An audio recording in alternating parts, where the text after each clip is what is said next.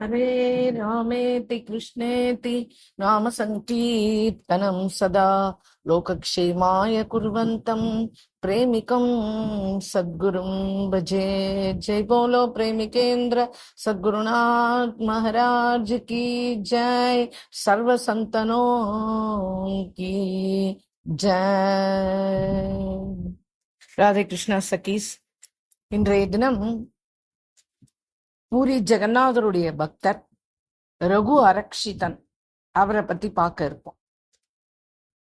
ஆஹ் ஒரு காலத்துல வெஸ்ட் பெங்கால்ல கிருஷ்ண மகாபத்ரா அப்படின்னு சொல்லிட்டு ஒரு பெரிய பணக்காரர். அவருடைய மனைவி பேர் கமலா. இவ ரெண்டு பேரும் ரொம்ப போகமா குடுத்தனம் பண்ணிட்டு இருக்கா. அவளுக்கு ரகுநாத் அப்படின்னு ஒரு பையன், ரகுநாதன் ஒரு பையன் பிறக்கிறான். இவன் பிறவியிலேருந்தே ஜெகநாதருடைய பரம பக்தன். அவனுக்கு ஒரு 16 வயசு தான் ஆறுது. உடனே அவ அப்பா அம்மா என்ன பண்றா, நல்ல பொண்ணா ஒண்ணு பார்த்து அந்த ஊர்லயே கங்காதரர்னு அவரும் பெரிய பணக்காரர் தான். அதனால அவருக்கு 7 புள்ள ஒரு பொண்ணு. அந்த பொண்ணோட பேர் அன்னபூர்ணா. ரொம்ப நல்லா இருப்பா, ரொம்ப அழகா இருப்பா, எல்லா நல்ல குணங்களும் அவகிட்ட உண்டு. ஊரே அன்னபூர்ணா அவ கொண்டாடும். அப்பேற்பட்ட நல்ல உத்தமி அவ. இப்ப ரெண்டு குடும்பமும் ஒருத்தருக்கு ஒருத்தர் பேசிக்கிறா. நான் என் பையனை உங்க பொண்ணுக்கு கொடுக்குறேன் அப்படின்னு கேக்குறார்.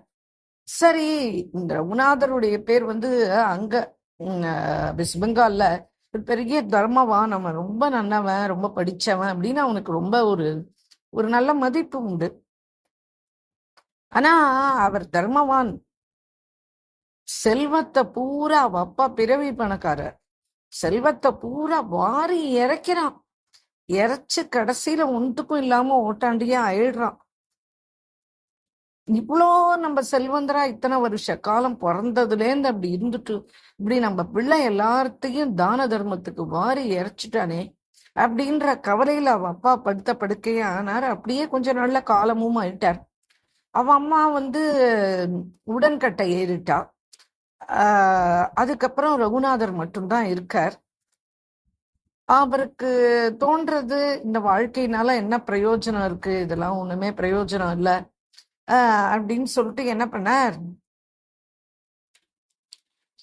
இங்க இருக்கிறத விட நான் பூரி ஜெகநாதத்துக்கு போனா நான் பாட்டுக்கு நிம்மதியா இருப்பேன், பகவானுடைய தரிசனம் எனக்கு நித்தியம் கிடைக்கும், நான் அங்க போய் இருந்துக்கலாம், ஜெகநாதருடைய மகாபிரசாதம் கிடைச்சா சாப்பிட்றது, கிடைக்கலன்னா பரவாயில்ல, நம்ம அங்க இருந்துட்டு அப்படி ஜெகநாதரை பார்த்துட்டு அப்படி காலக்ஷேபம் பண்ணலாமே, அப்படியே நம்ம இறக்கணும் அப்படின்னாலும் அந்த பூரி ஜெகநாத்லயே நம்ம இறந்துள்ளாமே, ஏன்னா அது மகா புண்ணிய ஸ்தலமாச்சே, அது இதை விட எவ்வளவு மேலானது இல்லையா. அதனால நம்ம பூரிக்கு போய் ஜெகநாதரை பார்த்துட்டு நம்ம அப்படியே அங்க வாசம் பண்ணிட்டு அப்படி இருக்கலாம் அப்படின்னு சொல்லிட்டு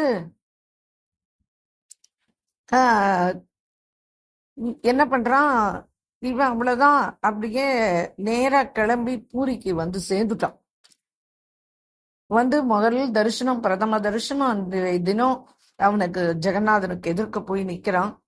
பார்த்த உடனே சொல்றான், அப்பா ஜெகநாதா, என்னோட அப்பா அம்மா இவாள்லாம் என்னை விட்டு கிளம்பி போயிட்டா, நான் தனியா ஆயிட்டேன், எனக்கு என்ன வயசு, இன்னைக்கெல்லாம் 18 வயசு கூட ஆகல, எனக்கு அப்பா அம்மா இல்லாம என்னால இருக்க முடியல, எனக்கு என்னமோ மனச வேதனைப்படுத்துறது, நான் ஒரு அரக்ஷிதன், அதாவது நான் ஒரு அநாதன் சொல்லிக்கிறார் அரக்ஷிதன், நான் ஒரு அநாத நாதியத்தவன், அதனால நான் உங்ககிட்ட வந்துட்டேன், என்ன நீங்க உங்களுடைய அடிமையா வச்சுக்கோங்க, நீங்க எதை வேணாலும் என்கிட்ட சொல்லுங்க, நான் உங்களுக்காக செய்யறேன், ஆனா பூரியை விட்டு போறதா இல்ல, பிறந்ததுல இருந்தே எனக்கு உங்களை பார்த்தா எனக்கு ரொம்ப பிடிக்கும், நான் சதா உங்களைதான் சொல்லிட்டு இருந்தேன் இத்தனை வருஷ காலமும், அதனால நான் இங்கேயே வந்துட்டேன், நான் உங்களை தஞ்சம்னு வந்துட்டேன், அதனால என்ன நீங்க ஒதுக்கிடாதீங்கோ அப்படின்னு சொல்லிட்டு பிரார்த்தனை பண்ணி அழறாம் பகவான் எதிர்க்க.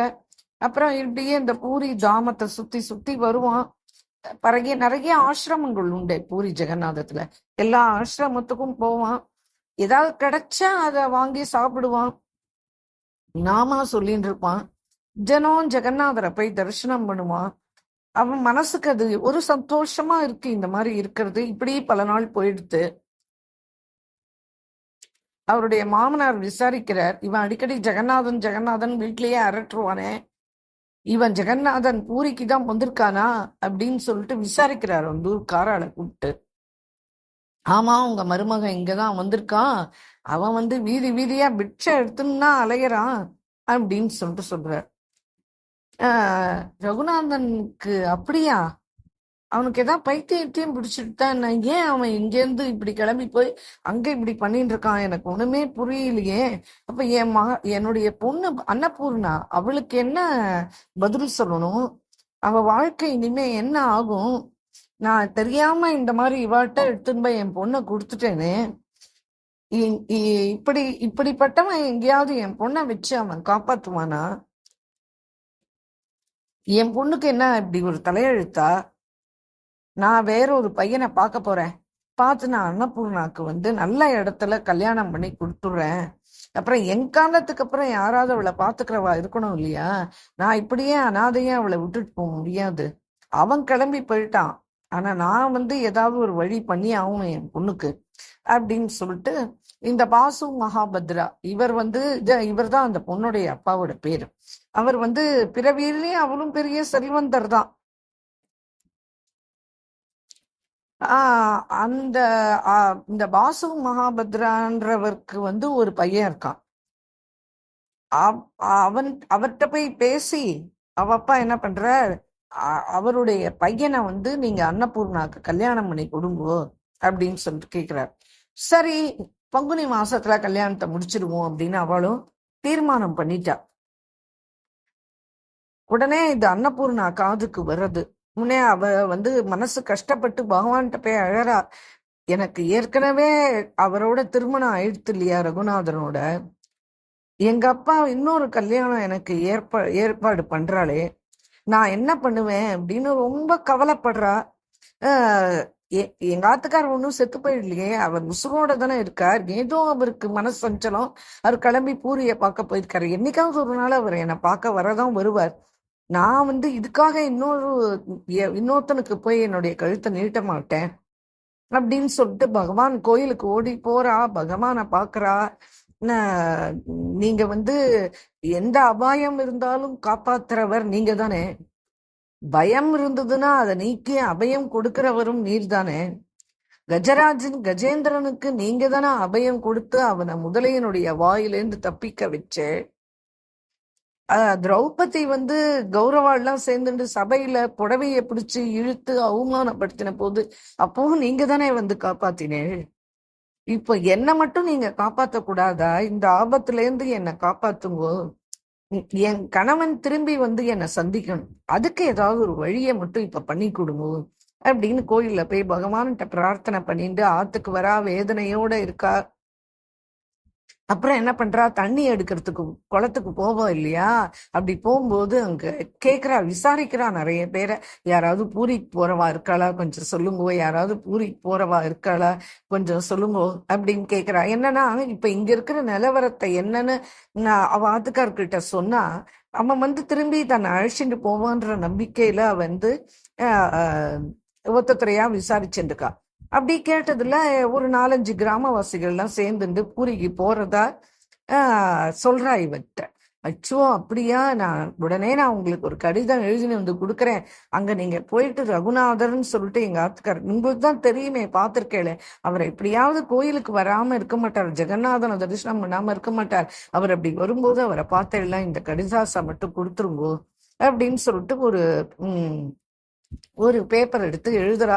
இந்த மாதிரி என்னுடைய பெற்றோர் வந்து அடுத்த மாசம் தான் பங்குனி மாசம் அந்த பாசு மகாபத்ராவுடைய பையனுக்கு வந்து என்னை கல்யாணம் பண்ணி கொடுக்கறதா ஏற்பாடு செஞ்சுட்டா, நீங்க உடனே இங்க புறப்பட்டு வரணும், இந்த இக்கட்டான சூழ்நிலையிலேருந்து நீங்க என்னை காப்பாத்தணும், நீங்க வந்தாலும் சரி வராட்டாலும் சரி 10 நாளைக்குள்ள நீங்க இங்க வந்து சேர்ந்துடணும், ஒரு கால் நீங்க வரலன்னு வச்சுக்கோங்களேன், நான் இன்னொருத்தருக்கு கழுத்தை நீட்ட மாட்டேன், அதுக்கு பதிலாக நான் தற்கொலை பண்ணிட்டுருவேன், அது நிச்சயம், இதை மட்டும் நீங்க மனசுல வச்சுக்கோங்க, அப்புறம் என்னுடைய மரணத்துக்கு நீங்க தான் பொறுப்பாகணும்.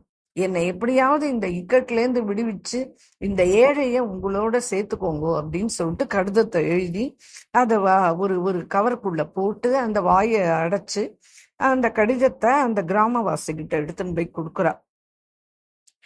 எங்க எங்க ஆத்துக்கார் வந்து பூரியில வீடு வீடா போய் பிச்சை எடுக்கிறாருன்னு தான் நான் கேள்விப்பட்டேன். நீங்க எங்கேனும் சந்திக்காம இருக்க மாட்டேன், கோயில்லையாவது பார்ப்பேன். தயவு செஞ்சு இந்த கடிதத்தை எப்படியாவது அவர்கிட்ட சேர்ப்பிச்சிருங்கோ அப்படின்னு சொல்லிட்டு சொல்றா. அந்த கிராமவாசி இப்படி நடந்து நடந்து கொஞ்ச நாள் இல்லாம பூரி ஜெகநாத்துக்கு அவெல்லாம் வந்துடுறா. ஜெகநாதரை போய் தரிசிக்கிறா. அங்கேயே ரகு அரக்ஷிதனை பார்த்துட்டு அவர்கிட்ட இந்த கடிதத்தை கொடுத்துடுறா.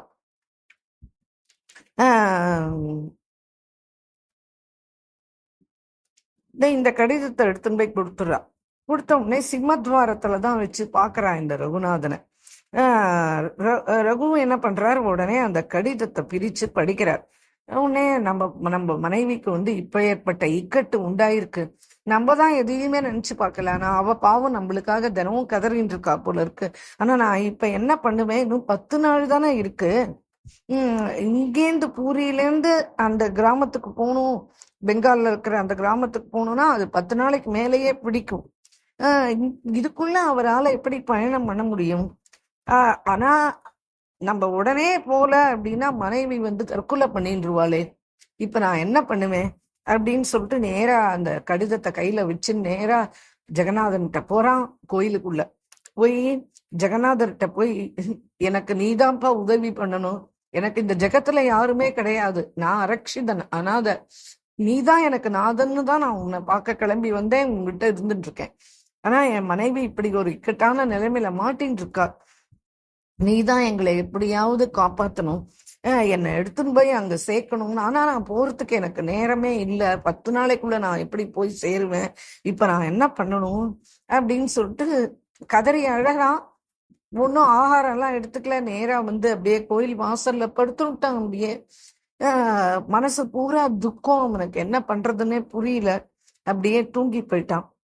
இந்த ஜெகநாதன் வந்து சாக்ஷாத் கிருஷ்ணன், பக்த வத்சலன் இல்லையா அவன். அவனால அவன் என்ன பண்றான், தன்னை அண்டி வந்தவா யாரா இருந்தாலும் சரி கஷ்டப்பட்டான் அப்படின்னா அந்த வேதனையை மட்டும் அவனால பொறுத்துக்கவே முடியாது ஜெகநாதனால. உடனே ஜெகநாதன் என்ன பண்றான், ஒரு வேதாளத்தை கூப்பிட்டு, இந்த மாதிரி ரகுநாதர் தூங்கிட்டே இருக்கான், என்னுடைய சிம்மத்வாரம் வாசல்ல படுத்து தூங்கிட்டு இருக்கான், அவனை என்ன பண்ணணும்னா அப்படியே தூக்கின்னு போய் அவன் மாமனாரத்து வாசல்ல நீ கிடத்திடு, இத உடனே பண்ணு அப்படின்னு ஆணையிடுற. உடனே அந்த வேதாளம் என்ன பண்றது, வந்து பாக்குறது ரகுநாதரை. உடனே ஒரு மந்திர கட்டில் ஒண்ணு வரவழைக்கிறது. அதுக்குள்ள என்ன பண்றது, அந்த ரகுநாதரை அலாக்கா அப்படியே தூக்கி அந்த கட்டில் மேல் படுக்க வச்சு நேரா அந்த வெஸ்ட் பெங்கால்ல இருக்கிற அந்த கலாவதிபுரம்ன்ற அந்த கிராமத்துக்கு கொண்டு சேர்த்துடுத்து வச்சுட்டு அது பாட்டு கிளம்பி போயிடுத்து. மறுநாளைக்கு காலங்காத்தால இப்போ ரகுநாதர் அரக்ஷிதர் அவர் தூங்கி எழுந்துக்கிறார். என்னடா அது, நம்ம தூங்கிட்டு இருந்தது சிம்மத்வாரத்துல வாசல்லனா படுத்துட்டு இருந்தோம், பகவானையே பிரார்த்திச்சுட்டுனா படுத்துட்டு இருந்தோம், இப்ப என்னடா நான் எங்கேயோ வந்திருக்கேனே, இது என்னது கிராமம் மாதிரி இருக்கேன், இல்ல இது யாருடைய ஆசிரமமா, இது என்னது, ஏன் நான் எங்க எப்படி இங்க வந்தேன் அப்படிலாம் அவன் நினைச்சு பாக்குறான். அப்புறம் அப்படி அந்த பக்கம் இந்த பக்கம் போயிட்டு இருக்கா இல்லையா ஜனங்கள், அவாட்ட போய் கேக்குறான், நான் இப்ப எங்க இருக்கேன் அப்படின்னு கேக்குறான்.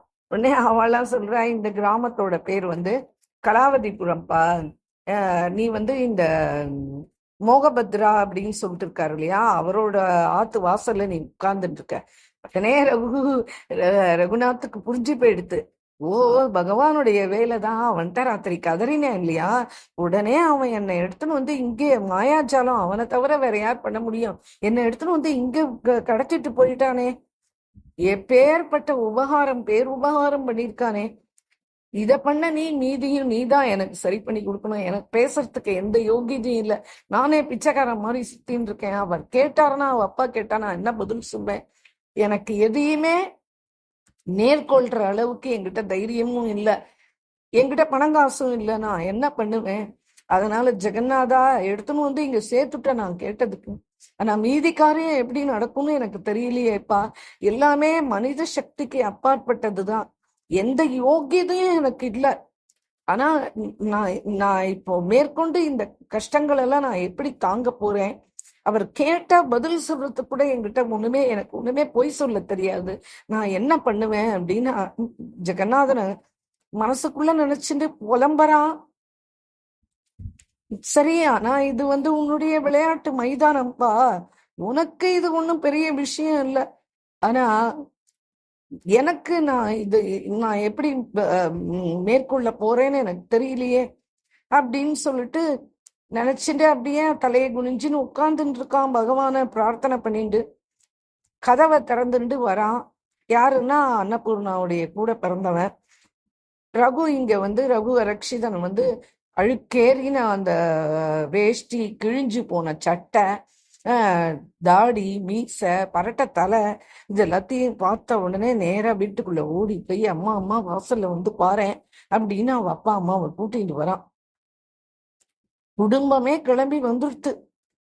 அன்னபூர்ணாக்கும் தெரிஞ்சு போயிடுத்து தன்னுடைய கணவன் வந்துட்டான் அப்படின்றது. அவளுக்கா சந்தோஷமான சந்தோஷம். ஆனா அந்த குடும்பத்துல இருக்கிறவா யாருக்குமே அவனை பார்த்தாலே பிடிக்கல. ஆனா இவளுடைய கணவன்றதுனால அவளால நிராகரிக்கவும் முடியல. இவன் வாசப்படியிலேயே வேற இப்படி தலைய கவுத்துட்டு உட்கார்ந்துட்டு இருக்கானே, அதனால வரவா போறவா என்ன நினைச்சு போலும். சரிப்பா நீ கிளம்பி உள்ளவா அப்படின்னு கூப்பிடுறா. நீ போய் முதல்ல நன்னா குளிச்சுட்டு வா அப்படின்றா. அவன் குளிச்சுட்டு வந்தவனே அவனுக்கு புது ட்ரெஸ் எல்லாம் எடுத்து கொடுத்து அவனை ஷவரெல்லாம் பண்ணிக்க சொல்லி புது ட்ரெஸ்ஸை கொடுத்து அவனை இதெல்லாம் கட்டிக்க வைப்பா. அன்னபூர்ணா எதிர்க்க இவ என்ன பண்றா, இவங்கிட்ட ரொம்ப பாசமா இருக்க மாதிரி நடிக்கிறா. உண்மையா கிடையாது. ஆனா மனசுக்குள்ள என்னன்னா இவனை எப்படியாவது ஒழிச்சு கட்டணும் அப்படின்னு பெரிய திட்டம் போட்டுன்னு இருக்கான். அவளுக்கு இவன் ஒழிஞ்சு போயிட்டான் அப்படின்னா அன்னபூர்ணா நம்ம உசுரோட இருக்கும்போதே நம்ம சொன்ன பேச்ச கேட்டு அவ வேற ஏதாவது கல்யாணமாவது பண்ணிப்பா. இப்ப இவன் வேற நின்னான்னா இப்ப அவளுக்கு தெரிஞ்சிச்சுன்னா அவ எப்படி அவ பொண்ணு பையனை கொடுப்பா? இது என்னடா தர்ம சங்கடமா மாட்டின்ட்டோமே நம்ம அப்படின்ட்டு ரொம்ப அவ பெற்றோர்லாம் ரொம்ப கவலைப்படுறா. எப்படியாவது அன்னபூர்ணாவை ஏதாவது பேசி இவனை பிடிக்காம பண்ணி இவளை அன்னபூர்ணாவை நம்ம சம்பந்தம் பேசின மாதிரி அவனோட கல்யாணம் பண்ணி கொடுத்துட வேண்டியதுதானே இவாளெல்லாம் உள்ள உட்காந்து பேசிட்டு இருக்கா. இப்போ பெரிய விருந்து பண்றா. ஏன்னா ரொம்ப நாள் கழிச்சு வந்திருக்கானே மாப்பிள்ள அப்படின்னு பெரிய விருந்து தயார் பண்றா. பழம்லாம் நிறைய துண்டம் பண்ணி வைக்கிறா. அந்த பழத்துல விஷத்தை சேர்த்துட்டா. பதிவிரதையோன்னு அன்னபூர்ணா அவளுக்கு இவளுடைய சூழ்ச்சி என்னன்னு புரிஞ்சுட்டு பார்த்துட்டா. இவ பேசுறத கேட்டுட்டா. ஆனா கேட்காத மாதிரி நின்றுட்டு இருந்தா அந்த இடத்துல. இவ இந்த பழத்துல விஷத்தை தடவி இத கொடுத்து நம்ம கணவனை கொல்ல பாக்குறா அப்படின்றத புரிஞ்சுட்டா. என்ன பண்ணா, ஒரு தாள் எடுத்தா, சின்ன பேப்பர், அதுல எழுதினா பழம் மட்டும் சாப்பிடாதீங்க, அந்த பழத்துல விஷம் கலந்துருக்கு அப்படின்னு எழுதி அவனுக்கு பரிமாறுற அந்த பழத்துண்டுலாம் வச்சிருக்கேன் அதுல என்ன பண்ணிட்டா, சொருகிட்டா. எல்லாம் இலை போட்டு எல்லாம் பரிமாறியாச்சு. இவர் என்ன பண்ணுவார்னா, எப்பவுமே எங்க இருந்தாலுமே எது சாப்பிட்டாலுமே ஜெகநாதருக்கு நிவேதனம் பண்ணாம எதையுமே சாப்பிட்ற வழக்கம் கிடையாது. எது எது தான் சாப்பிடணுமோ அந்த ஜெகநாதருக்கு இருந்த இடத்துல இருந்து நிவேதனம் பண்ணி தான் அப்புறம் வாயில போட்டுப்பாரு. அதை பிரசாதமா ஆக்கிதான் அதை சாப்பிட்ற வழக்கம். ஒரே ஒரு துண்டு எடுத்த உடனே பழத்தை தான் கையில எடுத்து ஒரு துண்டை எடுத்து வாயில வச்சு கடிச்சார். உடனே ஜெகநாதனுடைய கருணையினால என்னாச்சு அப்படின்னா, அந்த குறிப்பு பேப்பர் அவர் கையில கிடைச்சிடுத்து. அதுல படிக்கிறார், இதுல விஷம் இருக்குன்னு. அவருக்கு விசாரம் எல்லாம், இப்ப பகவான் ஜெகநாதனுக்கு நம்ம போய் நிவேதனம் பண்ணிட்டோமே, நான் இப்ப பெரிய அபச்சாரம் பண்ணிட்டேனே, விஷம் கலந்தத்தை எடுத்துட்டு போய் பகவானுக்கு நான் நிவேதனம் பண்ணேனே, இது பெரிய அபச்சாரம்னா ஆயிடுத்து. ஆனா இனிமே இதை சாப்பிடாமையும் இருக்க முடியாது, ஏன்னா இது ஜெகநாத பிரசாதமா ஆயிடுத்து. நான் இப்ப எப்படி அதை ஒதுக்குறது? சரி, நான் இப்ப சத்துதான் போகணும்னு இருந்ததுன்னா நான் இறந்தாலும் இந்த பகவானுடைய பிரசாதத்தை சாப்பிட்டே இறந்து போயிடுறேன். என்னைக்கா ஒரு நாளைக்கு நான் இறந்துதானே ஆகணும்.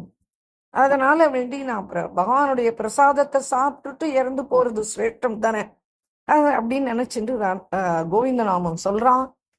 வாயை மூடாம நாமம் சொல்லிண்டே சாப்பிட்டுட்டான். உடனே அவன் உடல் பூரா விஷம் பாஞ்சிடுத்து அப்படியே தரையில சாஞ்சிட்டான். உடனே மாமனார் இந்த மச்சினர்கள்லாம் என்ன பண்ணா, அப்பா அவன் ஒரு விதமா செத்து போயிட்டான்டா அப்பா அப்படின்னு ஒரே சந்தோஷமா இருந்தா. அவனே அவ அப்பா சொல்றார், டே சூரியோதயத்துக்கு முன்னாடியே அவனை எரிச்சிடணும். யாராவது என்ன நடந்தது அப்படின்னு கேட்டா பாம்பு தான் வந்து தீண்டி அவன் செத்து போயிட்டான் அப்படின்னு சொல்லணும். எல்லாரும் ஒரே மாதிரி சொல்லணும். அதனால நான் இப்பவே உங்க எல்லாருக்கும் சொல்லி வச்சுட்டேன், நல்லா கேட்டுக்கோங்க அப்படின்னு சொல்லிட்டு அவ குழந்தையில கூப்பிட்டு சொல்றார். உடனே அன்னபூர்ணாக்கு கடந்து துடிச்சு அழுகையா வருது. அவ வந்து சரி அவனை எடுத்துன்னு போய் இப்ப சிதையில வைக்க போறா இல்லையா, அந்த சிதையிலேயே பாஞ்சு நானும் செத்து போயிடுறேன் அப்படின்னு சொல்லிட்டு தரையில உட்காந்துட்டு ஜெகநாதரை இப்ப தியானம் பண்ண ஆரம்பிச்சா. அப்பா எங்க ஆத்துக்காரர் உன்னதான் சர்வஸ்வம் நினைச்சுட்டு என்ன கூட விட்டுட்டு உன்னை தேடி ஓடி வந்தார். உன்னை பார்க்காம ஒரு நாள் இருக்க மாட்டார். ஜெகநாதா ஜெகநாதா ஜெகநாதான்னு வாய்க்கு வாய் புலம்புவார். சாப்பிடறதுக்கு முன்னாடி உனக்கு நிவேதனம் பண்ணிட்டு தான் அதை சாப்பிட்டார். நீ இப்படியே நான் என்ன பண்ணுவேன்றத நீ நினைச்சு பாத்தியா? நீ தானே இப்படி எடுத்துன்னு வந்து அவரை என்னோட சேர்த்த. நான் சந்தோஷமா ஒரு நிமிஷம் கூட இருக்க முடியலையே. உடக்குள்ளேயே இவர் இறந்து போயிட்டாரே, ஒரு நாள் கூட ஆகலையே, நான் என்ன பண்ணுவேன் அப்படின்னு உடனே அங்க ஜெகநாதருடைய சிம்மாசனம் அப்படியே ஆடுறது. ஆடின உடனே நம்மளுடைய பக்தன் யாரோ அபாயத்துல இருக்கான் அப்படின்றது ஜெகநாதனுக்கு தெரிய வந்துடுறது. உடனே என்ன பண்றார், இவனை எப்படியும் காப்பாத்தி தான் ஆகணும் அப்படின்னு சொல்லிட்டு பகவான் வந்து அங்கேருந்து ஜெகநாதத்துல இருந்து பகவான் இங்க வந்துட்டான். இந்த பெங்காலுக்கு வந்துட்டான், இந்த கலாவதிபுரத்துக்கு வந்துட்டான். தரையில கிடக்கிற தன் பக்தனை எடுத்து சடலமா இருக்கிற அந்த பக்தனை எடுத்து மடியில வச்சுட்டான். வாஞ்சையா என்ன பண்ணான், ரகுவை தூக்கி ஒரு ஒரு ஒரு அப்பா ஒரு பையனை எப்படி தூக்குவாரோ, தன்னுடைய குழந்தைய எப்படி தூக்குவாரோ அந்த மாதிரி அந்த குழந்தைய தூக்கி தன் மடி மேல வச்சுண்டு தடவி கொடுத்தார். பிரபுவோடைய ஸ்பர்ஷம் உடனே ரகுவுக்கு புரிஞ்சு போயிடுத்து. பகவானுடைய சங்கல்பம் மாத்திரேன அவர் பழக்க வச்சுடலாம் இல்லையா, இருந்தாலும் தன் பக்தன் அபாயத்துல இருக்கானேன்றதுனால அடுத்த க்ஷணம் இங்க ஓடி வந்து அந்த குழந்தை தன் குழந்தைன்னு எடுத்து மடி மேல வச்சுட்டு அப்படி ஸ்பர்ஷ இது கொடுத்த உடனே தலையில இருந்து கால் வரைக்கும் இப்படி தன் கையால இப்படி அவர் தடவி கொடுத்த அடுத்த நிமிஷம் உயிர் பிழைச்சி எழுந்து உட்கார்ந்துட்டான். ஏதோ தூக்கத்துல இருந்து தூங்கி எழுந்த மாதிரி எழுந்து உட்கார்ந்துக்கிறான். கண்ணை விழிச்சு பார்த்தாம், ஜெகநாதர் மறைஞ்சு போயிட்டார். பகவான் விஷத்தினுடைய கொடுமையிலேந்து இந்த குழந்தைய காப்பாத்தினார் அப்படின்றது ரகுக்கு புரிஞ்சிடுத்து. பகவானுடைய நாமாவல் இடைவிடாம இப்ப உச்சரிக்க ஆரம்பிச்சுட்டான். ராத்திரி பூர பகவன் நாமம் சொல்லிண்டே இருக்கான். ஹரே ராம ராம ராம ஹரே ஹரே, ஹரே கிருஷ்ண கிருஷ்ண கிருஷ்ண ஹரே ஹரே அப்படின்னு பகவானுடைய நாமாவை விடாம உச்சரிச்சுட்டு இருக்கான். மறுநாளைக்கு காத்தால இவெல்லாம் ராத்திரி நல்லா படுத்து தூங்கிட்டா. காலையில எழுந்து அந்த எங்க அவனுடைய சடலத்தை போட்டு வச்சாலோ அந்த கதவை திறந்து பாக்குறா.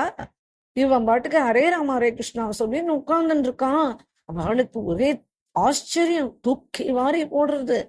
இன்னைய ஒருத்தருக்கு ஒருத்தர் பேசிக்கிறா, என்னடா இது விஷத்தை சாப்பிட்டுட்டு எப்படி இவன் உயிரோட இருக்கான், மயங்கி விழுந்தானே, திரும்பி எப்படி எழுந்தான், என்ன ஆச்சு, இவன் சாதாரண மனுஷனா இருக்க மாட்டான்ப்பா அப்படின்னு சொல்லிட்டு அவளுக்கெல்லாம் ஒரு பயம் வந்துடுது. இவ்வளவு தூரம் வந்த ஜெகநாதர் அவளுடைய மனசுல பயத்தை மட்டும் ஏற்படுத்தாமையா இருந்திருப்பார். அவளுக்கு பயம் வந்துடுத்து. ஓ, இவன் சாதாரண மனுஷன் கிடையாது, இவன் பகவானுடைய பக்தன்.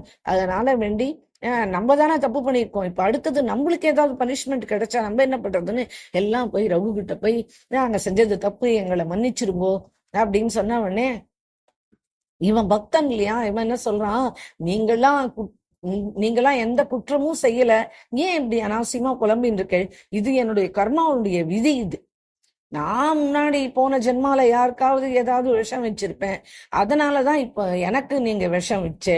ஆனா என்னுடைய பரபிரம்மன் ஜெகநாதன் இருக்கான் இல்லையா, அவன் வந்து அவனுடைய கருணைன்னு ஒண்ணு இருக்கு. விதி என்ன விளையாடினாலும் அவன் கருணைன்னு ஒண்ணு இருக்கா.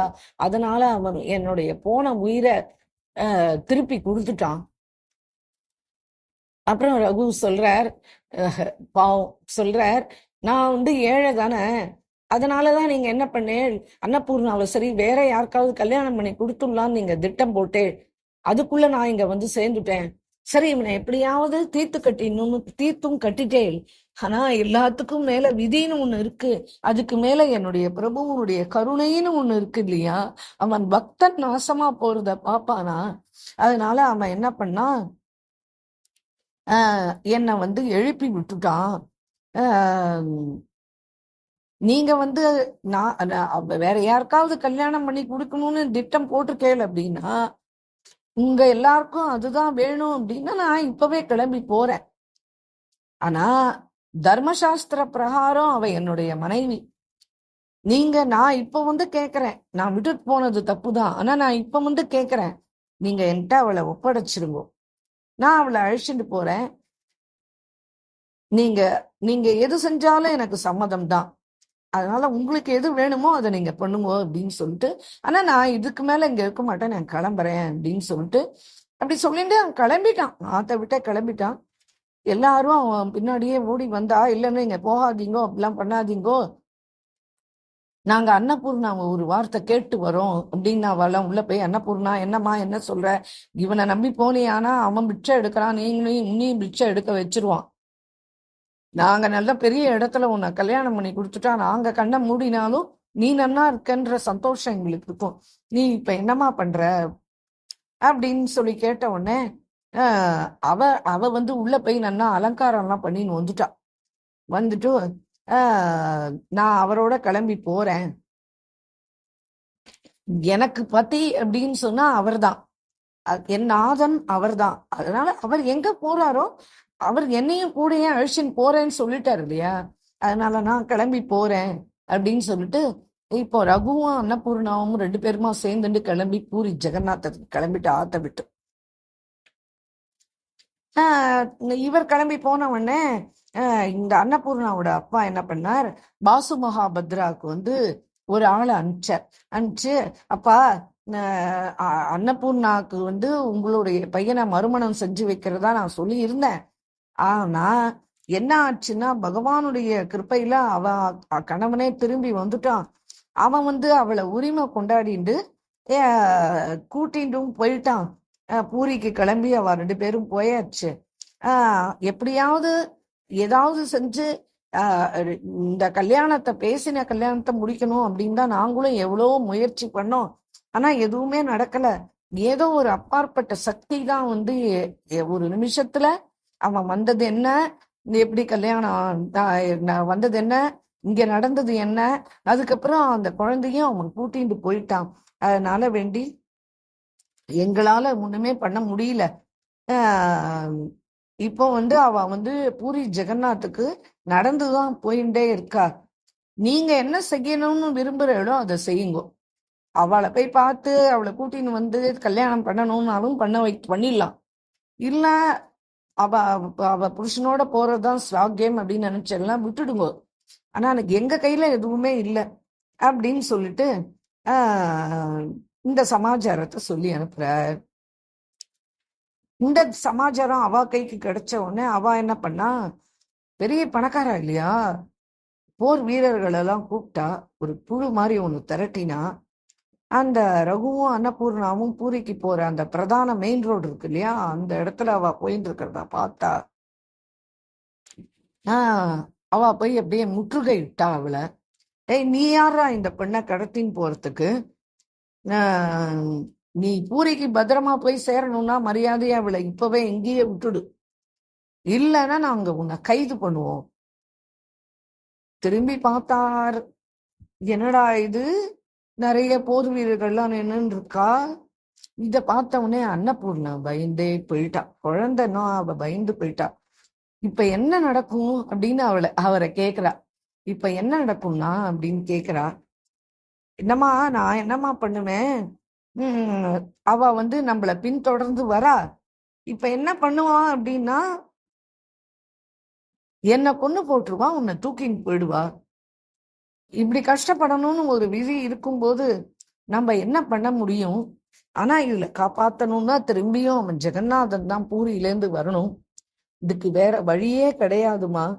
ஆனா கவலைப்படாதேம்மா, என் நாதர் வந்து மரத்தால் ஆனவன் தான், கல்லால் ஆனவன் இல்ல. அவன் கல்லுக்கு கனியறதுக்கு நாழி ஆகுமா, இவன் மரத்தால ஆனவன். அதனால வேண்டி ஜெகநாதன் வந்து என்னையே தான் அவன் சதா பார்த்துட்டு தான் இருக்கான். அவனுக்கு தெரியும் நான் இந்த பெரிய அபாயத்துல நான் மாட்டின்னு இருக்கேன்னு. ஆனா இத போக்குறதுன்றது அவனுக்கு ஒன்னும் ஒரு பெரிய விஷயம் கிடையாதுமா. நம்ம 2 பேரையும் ஒண்ணு சேர்த்தது அவன் தானே. என்ன விஷத்திலேருந்து காப்பாத்தினவன் அவன் தானே. அதனால இப்போ அவன் தான் காப்பாத்துவான். நம்ம சரணாகதி பண்ணிட்டு பயப்படக்கூடாதுமா. அதனால நீ பயப்படாத. சாட்சாத் பிரம்மன், இந்திரன் எல்லாருமே அவளுடைய கஷ்டம் வரும்போது அவனுடைய திருவடிகளை நினைச்சுதானமா அவ பயத்தை போக்கிக்கிறா. அவரும் பிரத்யட்சமாய் அவளை காப்பாத்துற மாதிரி நம்மளையும் காப்பாத்துவான்பா. ஜெகநாதர்னு ஒரு தெய்வம் இந்த உலகத்துல இருக்கிற வரைக்கும் யாருமே இந்த அவனியில பயப்பட வேண்டிய அவசியமே இல்லம்மா அப்படின்னு தன் மனைவிய கையை பிடிச்சுட்டு கண்ணீர் விட்டு சொல்றான். உடனே இப்படி இவா 2 பேரும் பேசிட்டே இருக்கும்போதே 2 வாட்டச்சாட்டமா ரொம்ப ரொம்ப அற்புதமா அழகா சுந்தரமா குதிரையில 2 பேர் அங்க வரா. அவ வந்து சிப்பாய் மாதிரி அவ அலங்காரம் எல்லாம் பண்ணிட்டு இருக்கா. அவ வந்து நேரா ரகு கிட்ட வந்து உடனே குதிரையை நிறுத்துறா. நீ எங்க இருந்து வரப்பா? நீ எங்க போகணும்? உங்களோட யாரும் கூட வரலையா? உங்க பின்னாடி திரும்பி பாரு, எவ்வளவு பெரிய சிப்பாய் பட்டாளமே வந்துட்டு இருக்கு. உங்களுக்கு என்ன பிரச்சனைன்றத மட்டும் சொல்லு அப்படின்னு சொல்லிட்டு கேக்குறா. உடனே ரகுநாதன் ஜெகநாதனை தியானம் பண்ணிட்டு எல்லாத்தையும் இந்த கதை பூரா சொல்றார். சொன்ன உடனே அந்த 2 வீரர்களும் என்ன பண்றா, சுத்தி வளைச்சுட்டு அவ ஆம்படையாம் பொண்டாட்டி 2 பேரையும் சுத்தி வளைச்சுட்டு அப்படியே நின்னுடுறா. இப்ப நீங்க பயப்படாதீங்க, நீங்க என்னோட வாருங்க, அவ என்ன பண்றான்னு நான் பார்த்துடுறேன் அப்படின்னு சொல்லிட்டு ஜெகநாதர் என்ன பண்றார், ஜெகநாதரும் பலராமரும் தான் வந்திருக்க. அவ 2 பேரும் என்ன பண்றா, சிப்பாய்களுக்கு முன்னாடி ஒரு ஜாலத்தை ஏற்படுத்துறா. இவன் வந்து மாயாஜால நிபுணனாச்சே. இவன் என்ன பண்றான், ரகுக்கு பக்கத்துல ஒரு 1000கணக்கான சாக்ஷாத் நாராயணனே அப்படியே படை சூழ நின்னுட்டு இருக்கா மாதிரி, அன்னபூர்ணா பக்கத்துல 1000 நாராயணர் அப்படியே படை சூழ அப்படியே நின்னுட்டு இருக்கா மாதிரி அப்படி அந்த பிரம்ம அந்த சிப்பாய்களுக்கு ஏற்படுத்தினார். வேற ஒண்ணுமே பண்ணல. அவ்வளவுதான். அதுக்கு மேல அவள்லாம் ஏன் நிக்கிற, எல்லாம் பயந்து ஓடுற.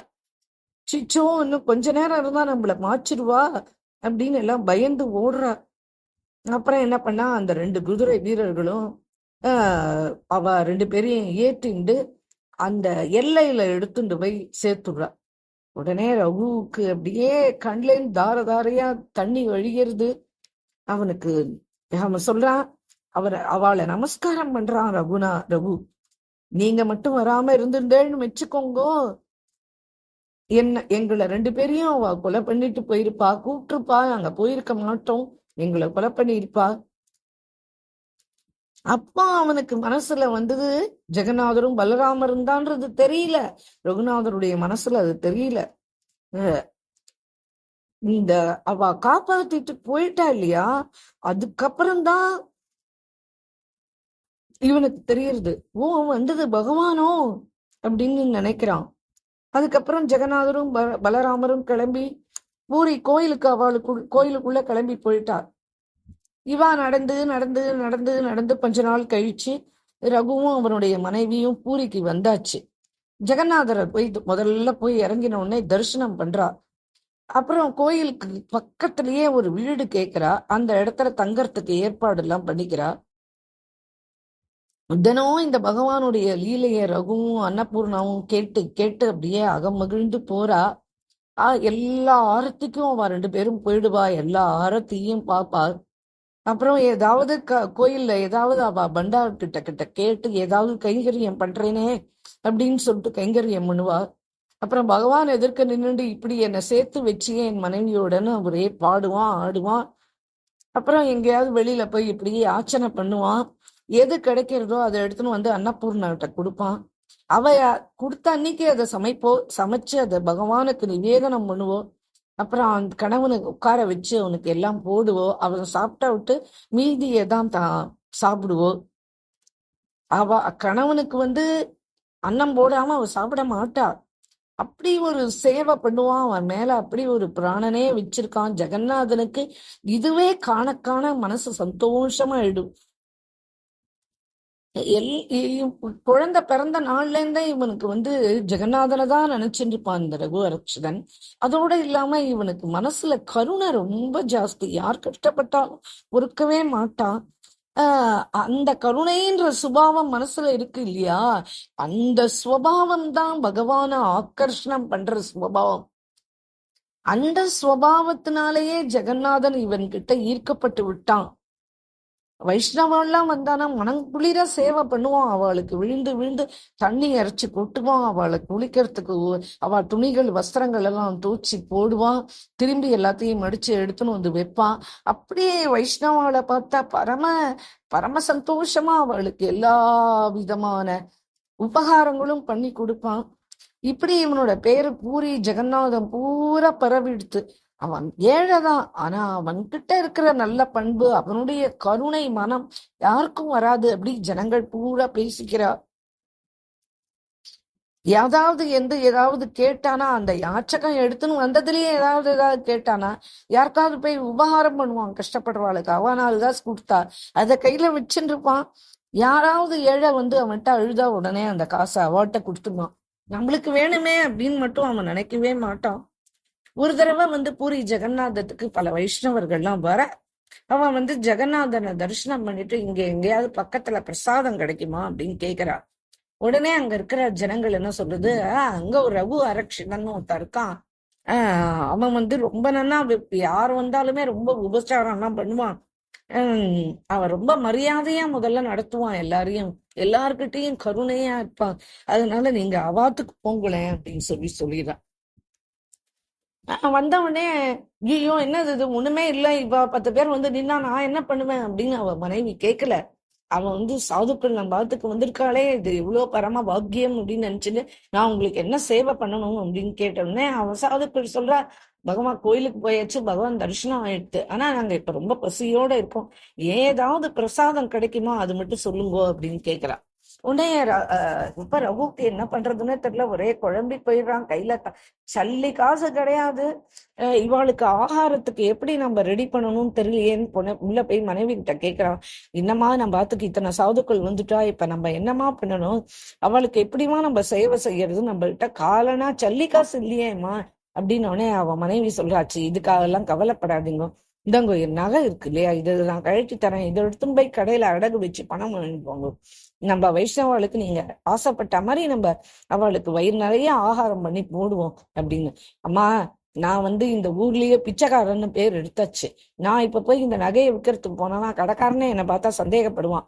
அதனால நீயே கடைக்கு போய், நான் யார்கிட்டயே திருடிட்டேனோன்னு அவன் நினைப்பான். அதனால நீயே கடைக்கு போய் இதை வந்து வித்துட்டும் நீ பணம் வாங்கிட்டு வா அப்படின்னு சொன்ன உடனே சரி, அதுவும் சரிதான் அப்படின்னு உடனே அவசரமா இந்த வியாபாரியோட வீட்டுக்கு போய் இந்த நகையை கழட்டி கொடுத்து, நீங்க வந்து எனக்கு பணம் கொடுங்கோ அப்படின்னு கேக்குறா. அவன் இவளுடைய அழகை பார்த்து அப்படியே மயங்கி போயிடுறான். அவன் சாதாரணமாவே அவன் ரொம்ப கெட்டவன். அவன் வந்து இவளுடைய அழகுல மயங்கி போய், அம்மா நீ நகையெல்லாம் விற்காதம்மா, ஏமா உன்னுடைய உடம்புக்கே அழகு இந்த நகை தான், நீ இதெல்லாம் விற்காதம்மா, நீ ஒரு நாள் நான் உன்னோட அனுபவிச்சா எனக்கு அனுகிரகம் பண்ணியன்னா நான் வந்து உனக்கு என்ன வேணுமோ அந்த பணம் நான் கொடுத்துடுறேன் அப்படின்னு சொல்றான். உடனே அவ சொல்றா, பணமும் கொடுக்க மாட்டேன்றே, நீங்க இப்படி சொன்னா எப்படி? எனக்கு இப்போ உடனே எனக்கு ஆத்துல நிறைய பேர் வந்திருக்கா, அவளுக்கு நான் சமைச்சு போடணுமே, நீங்க கொடுக்குற காசை வச்சுதான் நான் போய் எல்லாம் சாமான்கள்லாம் வாங்கிட்டு போகணும்னு நினைச்சேன். நீங்க பணமும் கொடுக்காம நகையும் வாங்கி வச்சு நீ நான் இப்படி பேசுறேளே, நான் இப்படி ஏமாந்துட்டேனே அப்படின்னு அவ ரொம்ப ஓட்டம் நடைமா ஆத்துக்கு ஓடுறா. ஆத்துக்கார பார்த்து சொல்ற, அது பாருங்க நீங்க என்ன தனியா அனுப்பிச்சே, என் கதி என்ன வச்சு பார்த்தேளா, அவன் இப்படி என்ன சொல்றான், நீங்க தானே எனக்கு கணவர், நீங்க சொல்லுங்க நான் என்ன பண்ணணும் இப்போ அப்படின்னு அழறா. உடனே அப்போ அந்த ரகு அரக்ஷிதன் சொல்றார், அன்னபூர்ணா இங்க பாருமா, நம்ம வந்திருக்கிற சாதுக்களுக்கு அன்னம் போடணும், இதுதானே நம்மளுடைய விரதம். நீ ஆஹ் இப்போ என்ன தேவையோ அதை செஞ்சுதாமா ஆகணும். நீ வியாபாரியோடைய உத்தேசத்துக்கு ஒத்துக்கோ, நான் அப்புறமா வரேன்னு சொல்லி இப்ப முதல்ல பணத்தை வாங்கி சாமான்களை வாங்கின்னு முதல்ல சமைச்சு போடுமா அப்படின்னு சொன்ன உடனே இவ நேர திரும்பி வியாபாரி கிட்ட வரா. நீங்க பணத்தை கொடுத்துருங்க, நீங்க ராத்திரி எங்க ஆத்துக்கு வாங்கோ, நீங்க என்ன சொல்றீங்களோ அதுக்கு ஏத்த மாதிரி நான் நடந்துக்கிறேன் அப்படின்னு சொல்லிட்டு ஜெகநாதன் மேல எல்லா பாரத்தையும் போட்டுட்டு அழுதுண்டே நிக்கிறா. உடனே அவன் என்ன சொல்றான், அப்பா ரொம்ப சந்தோஷமா இருக்கு அப்படின்னு சொல்லிட்டு அவ எதிர்பார்க்கிற பணத்தை விட மேல 100 ரூபாய் வச்சு கொடுக்குறான். எல்லா ஜெகநாதர் பிரசாதத்தையும் இனிமே சாமான் வாங்கி சமைக்கிறதுக்கு எல்லாம் நேரம் இல்லை. அவ 2-3 மணி நேரம் ஆயிடுத்து. அவ பசியால துடிக்கிறான்னு தெரியும். இந்த காசை எடுத்துட்டு போனா ஜெகநாதனுடைய பிரசாதம் பூரா அந்த பணத்துல வாங்கினா எல்லா சாதுக்குள்ளையும் உட்கார வச்சா அவளுக்கு வயிறார ஆகாரத்தை போட்டு மாம்பழங்களை வாங்கிட்டு நறுக்கி அதையும் இலையில போட்டு நிறைய குடிக்கிறதுக்கு தண்ணி எல்லாம் கொடுத்து அவளை உபச்சாரம் பண்ணி அவெல்லாம் வெத்தலை பாக்கெல்லாம் போடுவா இல்லையா அந்த நார்த் இந்தியன்ஸ். அதனால எல்லாத்தையும் வாங்கி வச்சு அவளுக்கு எல்லா பீடாக்கெல்லாம் ரெடி பண்ணி கொடுத்து எல்லாம் பண்ணி அந்த இடத்தெல்லாம் துப்புரவு பண்ணி அப்புறம் பிரசாதம் மீதி இருக்கிறத இவ அம்பையாம் பொண்டாட்டி 2 பேருமா உட்கார்ந்துட்டு சாப்பிட்றா. வந்தவளுக்கு அப்படி ஒரு சந்தோஷம் ஆயிடுத்து. உடனே அவ எல்லாரும் ரொம்ப ஆசீர்வாதம் பண்றா. இத்தனை ஜெகநாத பிரசாதம் இப்படி வகை வகையா வாங்கிட்டு எங்களுக்கு இப்படி வயிறு நிறைய கொடுத்தேலே, நீங்கெல்லாம் நன்னா இருக்கணும். அந்த அம்மாவை பார்த்து தீர்க்க சுமங்கலியா இருக்கணும். நீ ரொம்ப பெரிய பதிவிரத்தை, உன்னுடைய தர்மத்துக்கு எந்த ஹானியும் இல்லாம பகவான் கடைசி வரைக்கும் நீங்க இந்த தர்மத்தை, நீங்க பண்ற தர்மத்தை நடத்தி வைக்கணும். இப்படி எல்லாம் அவ ஆசீர்வாதம் பண்ணிட்டு அவ கிளம்பி போயிட்டா. சாயங்காலம் வந்த உடனே இவா கோயிலுக்கு 2 பேரும் போய் பகவானுக்கு நன்றி சொல்லிட்டு வரா. இந்த அளவுக்காவது ஏதோ நகை இருந்து அதை எடுத்துன்னு போய் அவங்ககிட்ட வித்து எப்படியோ இன்னைக்கு இத்தனை பேருடைய வயிறு குளிர வச்சியே இப்ப ஜெகநாதா, ரொம்ப சந்தோஷம். மேற்கொண்டு என்ன நடக்கணுமோ அதையும் நீயே பார்த்து நல்லபடியா என்னை காப்பாத்து அப்படின்னு சொல்லிட்டு பகவான்கிட்ட போய் ஒரு புலம்பிட்டு எல்லாரும் வந்துடுறா. ஆத்துக்கு வந்துட்டு